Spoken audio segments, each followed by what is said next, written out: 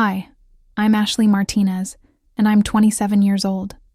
I'm sitting in my cramped studio apartment in Queens, New York, staring at the rejection letter that just arrived in my email inbox.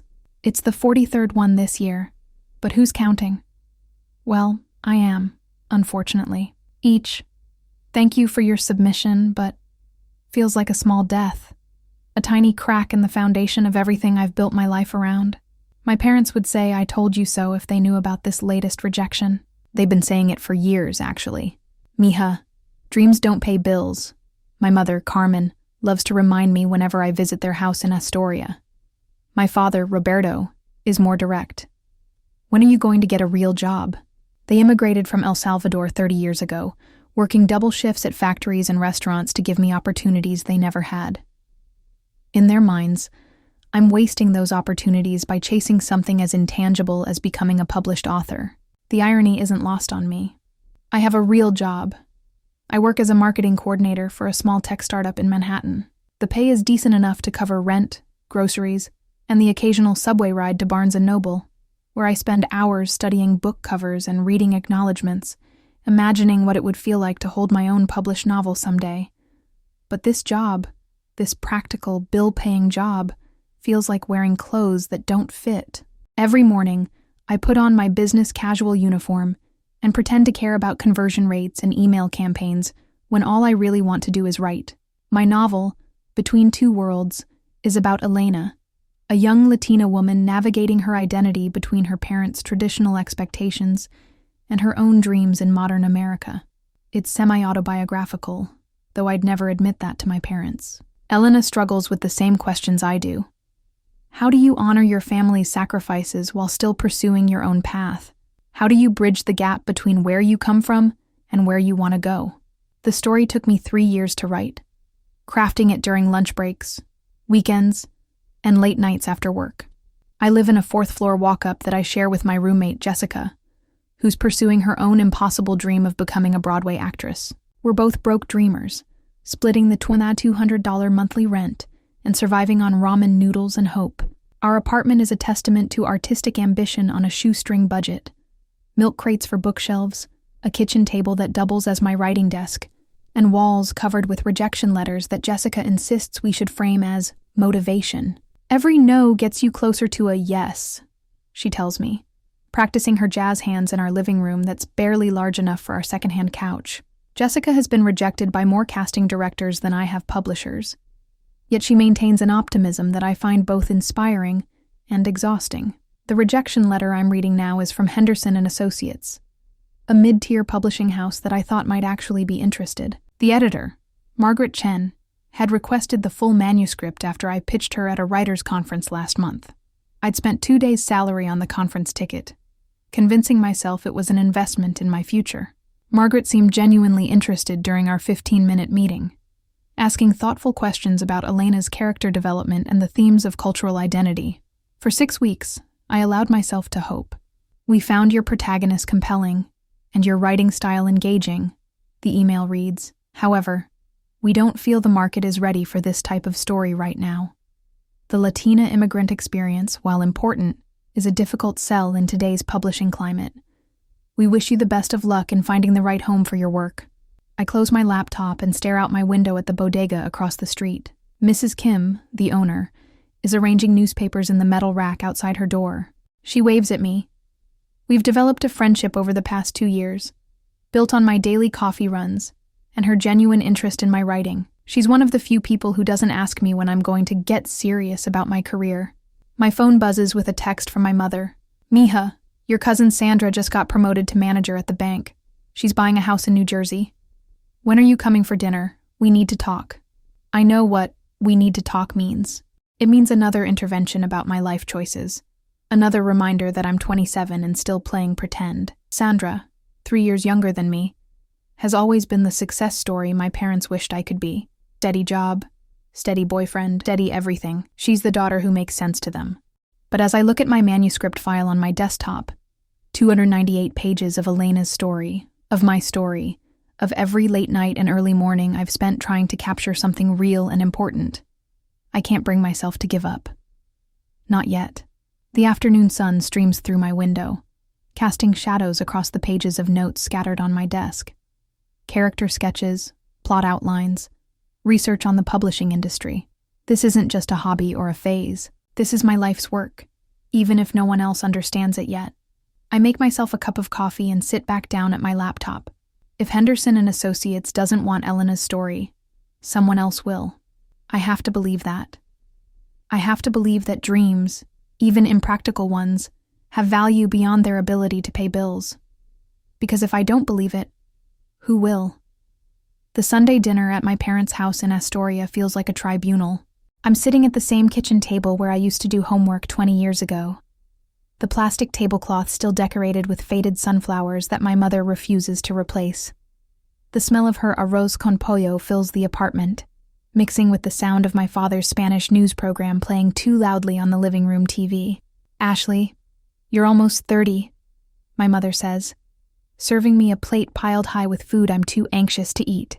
Your cousin Sandra just put an offer on a 3-bedroom house in Edison. She has a 401k, health insurance, a boyfriend who wants to marry her. What do you have?" I push rice around my plate, avoiding eye contact. "I have a job, Mommy. I have health insurance." "That little job?" My father looks up from his beer, his weathered hands still stained with grease from his weekend car repair work. "Marketing for computers? That's not a career, mija. That's just playing around." "It's not playing around, Poppy. I make decent money. I can pay my rent." "Rent?" My mother throws her hands up dramatically. "You're throwing away $2,000 every month on rent when you could be saving for a house, for your future. And for what? To write stories that nobody wants to read?" The words hit harder than I expected. I've been careful not to tell them about the rejections, but somehow they always know when I'm struggling. Maybe it's the way I've been avoiding their calls, or how I've started declining their invitations to family barbecues where everyone asks about my writing hobby. "Sandra's getting married in December," my mother continues, warming up to her favorite topic. "She wants you to be a bridesmaid." You know what she asked me? She asked if you'd have a boyfriend by then, or if you'd need to walk down the aisle alone. I didn't know what to tell her. Maybe I'll bring my laptop as my date," I mutter, immediately regretting the sarcasm. My father's expression darkens. "This is exactly what we're talking about. You make jokes about everything. Your life is a joke. When are you going to take things seriously?" "I am taking things seriously." I finally look up, my voice rising. "I've been working on my novel for 3 years. I've been trying to get published. I've been—" "Wasting your time," my mother interrupts. "And our money. Do you know how much we spent on your college education? $40,000 so you could get a degree in English? And for what? So you could write make-believe stories?" The guilt is immediate and crushing. I know exactly how much they sacrificed for my education. My father worked overtime at the factory. My mother cleaned offices on weekends. They never took vacations, never bought anything for themselves. Everything was for me, for my future, for the opportunities they never had. "I'm trying to make something of myself," I say quietly. "I'm trying to tell stories that matter." "Stories that matter?" My father laughs bitterly. "You know what matters? A steady paycheck, a pension, health insurance that doesn't disappear when your boss decides to fire you. Security." "Roberto, calm down," my mother says, but she's nodding in agreement. "Ashley, we love you, but we're worried. You're not getting younger. You don't have savings. You don't have a house. You don't have a husband. What happens when you're 50 and still playing writer?" I excuse myself to use the bathroom, really just needing a moment to breathe. Their bathroom hasn't changed since I was a kid. Same pink tiles, same shower curtain with tropical fish, same medicine cabinet mirror where I used to practice acceptance speeches for awards I'd never win. When I return to the kitchen, my parents are whispering in Spanish. They stop when they see me. "We've been talking," my mother says carefully. "We want to help you." "Help me how?" "Your tia Rosa knows someone at the bank where Sandra works," my father says. "They're looking for bilingual customer service representatives. It's a good job, stable, with benefits. You could work your way up to management like Sandra did. You want me to work at a bank? We want you to be practical," my mother says. "You can still write in your free time if you want. But you need a real career, something you can depend on." I look at them both. These two people who gave up everything for me. who crossed borders and learned a new language and worked jobs that broke their bodies so I could have chances they never had. They're not wrong about the practicality. They're not wrong about the security.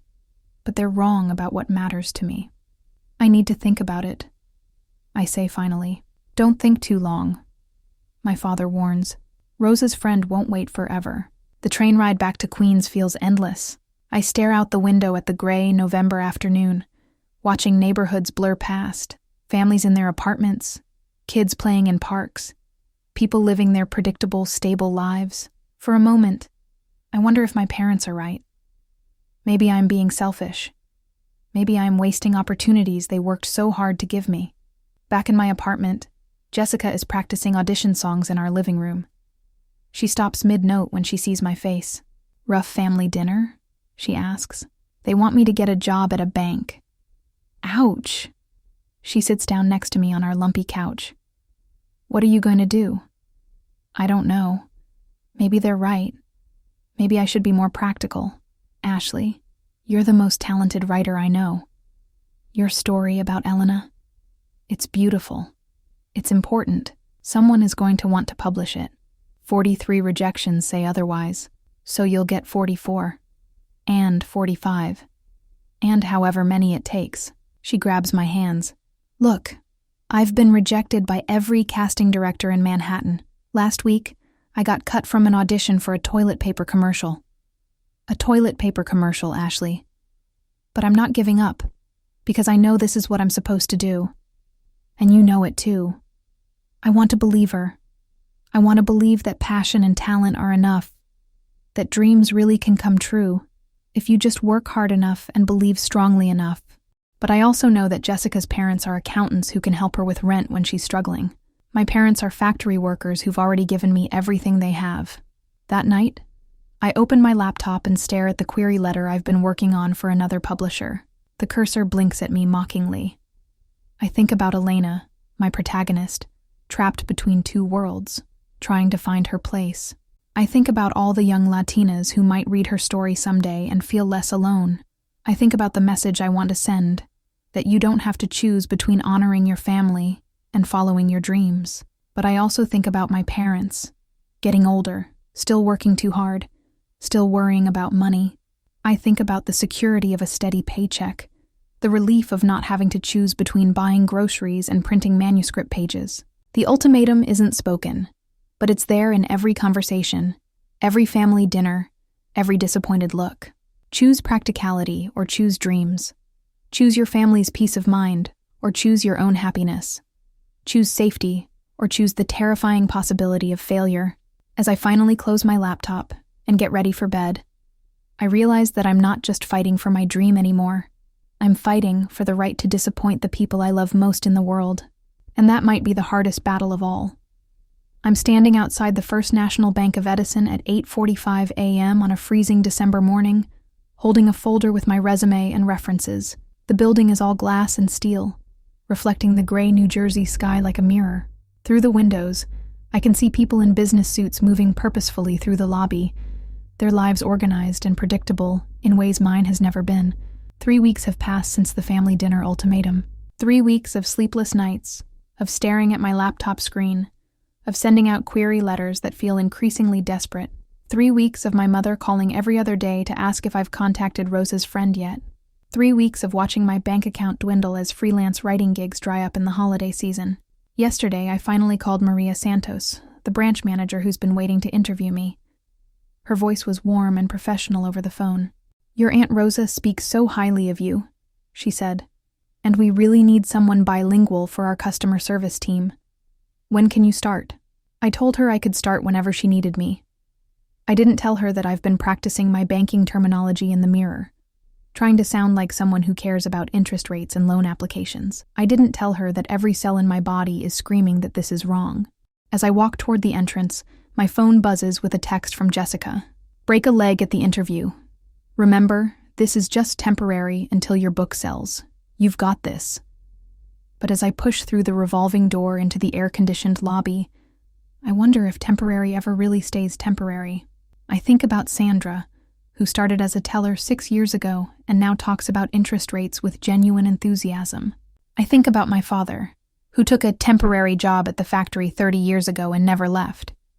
The interview goes exactly as I expected. Maria Santos is kind and efficient, asking about my customer service experience and my language skills. She doesn't ask about my writing, though Rosa must have mentioned it. Perhaps she's tactful enough to know that dreams and banking don't mix well in conversation.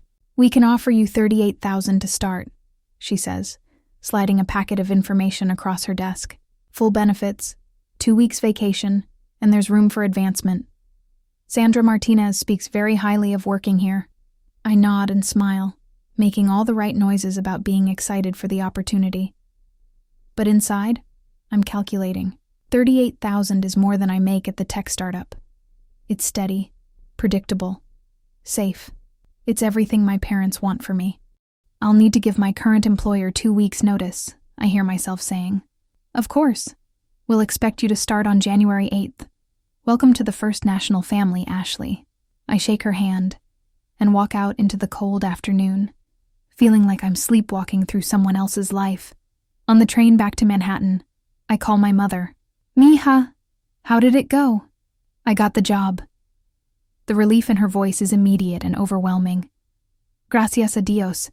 Finally, you're being sensible. Your father will be so happy.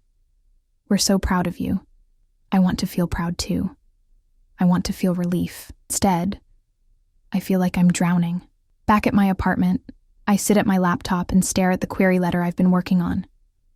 It's for a small independent publisher in Brooklyn that specializes in diverse voices. Their website says they're looking for authentic stories that challenge conventional narratives. It feels like they're talking directly to me, to Elena's story. I almost delete the letter. What's the point? In 2 weeks, I'll be too exhausted from learning banking procedures to write query letters. In a month, I'll be too busy with customer service training to think about Elena's journey. In a year, I'll be too comfortable with my steady paycheck to remember why I ever thought I could be a writer. But something stops me. Maybe it's Jessica's optimism, or maybe it's the memory of Mrs. Kim asking about my book every morning when I buy coffee. Maybe it's the image of Elena, trapped between worlds, fighting to find her voice. I finish the letter and hit send before I can change my mind. The next morning, I give my notice at the tech startup. My boss, David, is understanding but disappointed. "You're one of our best writers," he says. "Are you sure banking is what you want to do?" I'm not sure of anything anymore, but I smile and nod. "It's more stable," I say, echoing my parents' words. That evening, I'm walking home from the subway when I see Mrs. Kim arranging holiday decorations in her bodega window. She waves me over. "Ashley, how's the book coming? Any good news?" I've been avoiding this conversation for weeks, but something about her genuine interest breaks through my defenses. "I'm starting a new job next month," I say, instead of answering her question. "At a bank." Her face falls slightly. "What about your writing?" "I'll still write, in my free time." She studies my face for a long moment. "My daughter wanted to be a dancer when she was young. Beautiful dancer. But I told her to study business instead. More practical, I said. Better money." She adjusts a plastic Santa on the window ledge. "She's an accountant now, makes good money, has nice apartment. But sometimes I see her watching dance videos on her phone, and I wonder if I gave her good advice or just safe advice.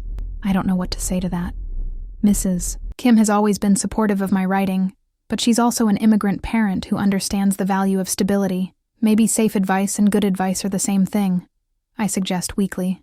"Maybe," she says, but she doesn't sound convinced. Or maybe safe advice is just advice that makes parents sleep better at night. That night, I lie awake thinking about her words. I think about Elena, stuck between her parents' expectations and her own dreams. I think about all the characters I've created over the years, all the stories I've told about people finding the courage to choose their own paths. It's easy to be brave on the page. It's harder to be brave in real life. I'm almost asleep when my phone buzzes with an email notification.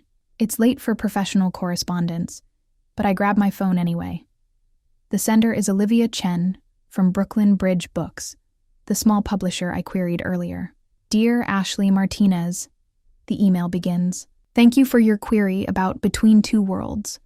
Your premise intrigues me, and I'd love to read the full manuscript. Could you send it along when you have a chance? I'm particularly interested in how you handle the themes of cultural identity and generational conflict. I read the email 3 times before it sinks in. Someone wants to read my book. Someone thinks Elena's story might be worth telling. It's not a guarantee, not even close. But it's something. It's hope. I forward the email to Jessica, who texts back immediately. OMG, OMG, OMG! This is it. This is your break. But as I prepare the manuscript to send, I can't shake the feeling that I'm standing at a crossroads.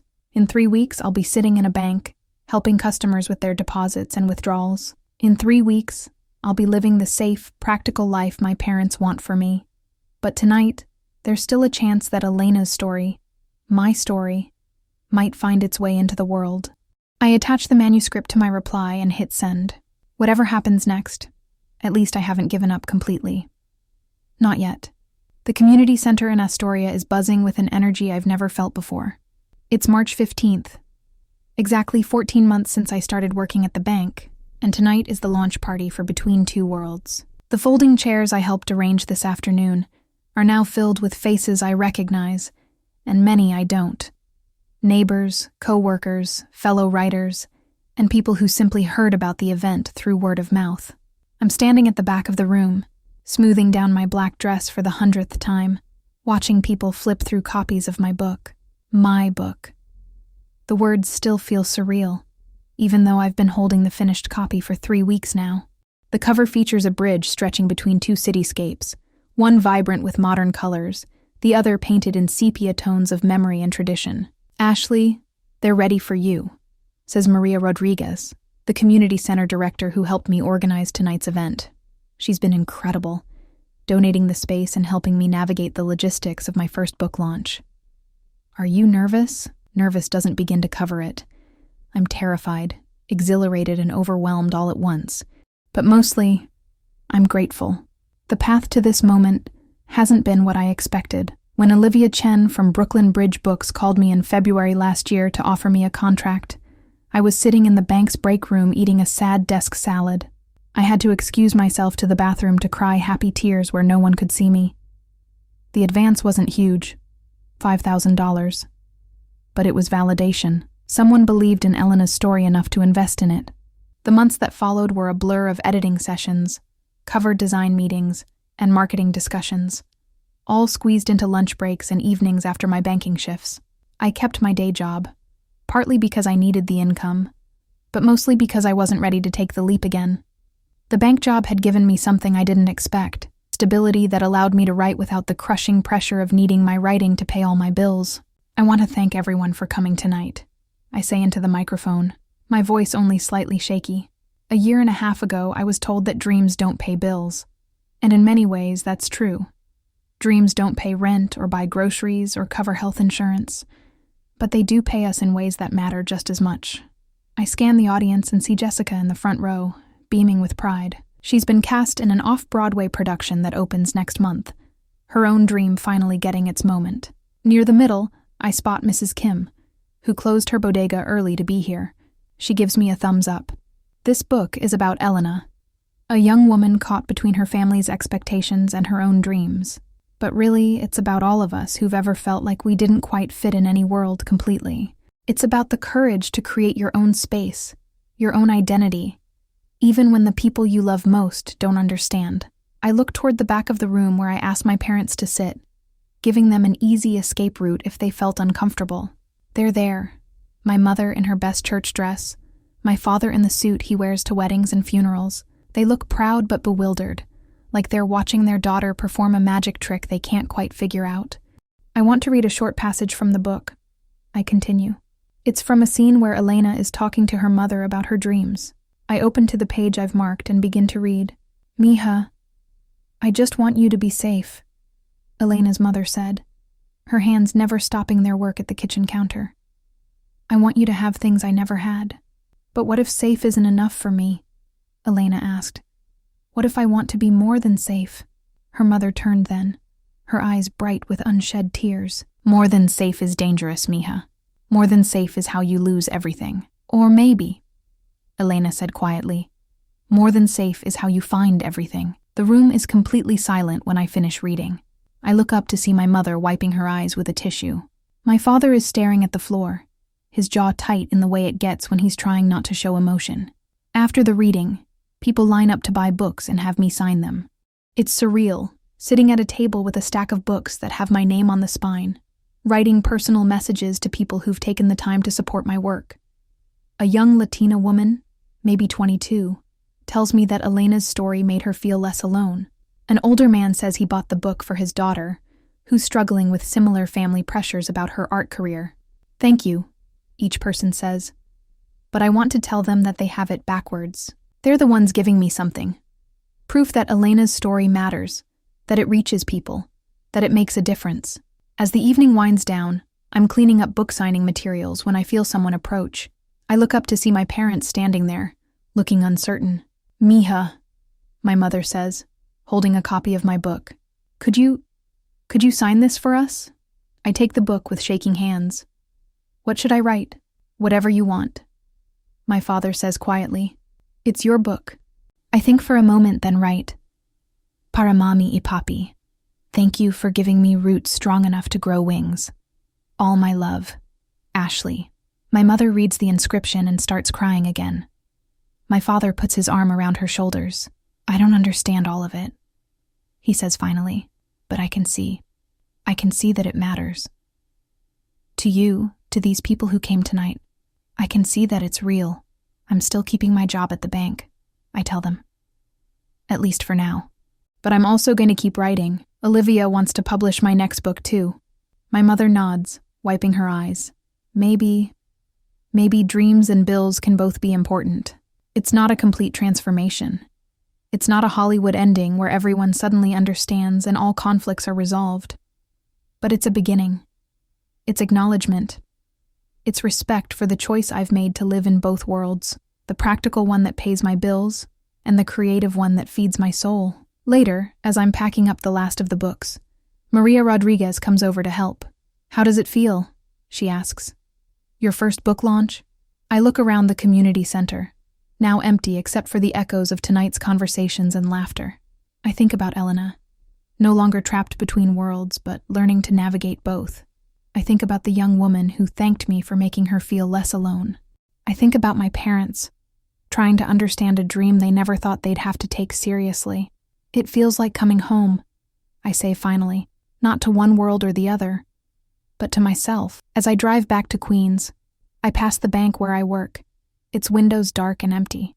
Monday morning, I'll be back there, helping customers with their deposits and loans. But tonight, I'm a published author whose book launch was standing room only. Tonight, I'm proof that dreams don't have to pay all the bills to be worth pursuing. My phone buzzes with a text from Jessica. I'm so proud of you. Also, Mrs. Kim bought 5 copies to give to her family. She says you're famous now. I laugh, parking outside my apartment building. Famous might be an exaggeration, but something has definitely changed. I'm no longer the girl whose parents said dreams don't pay bills. I'm the woman who proved that dreams pay us in ways that matter just as much. And sometimes, if you're lucky and you work hard and you don't give up, they might even help pay the bills too.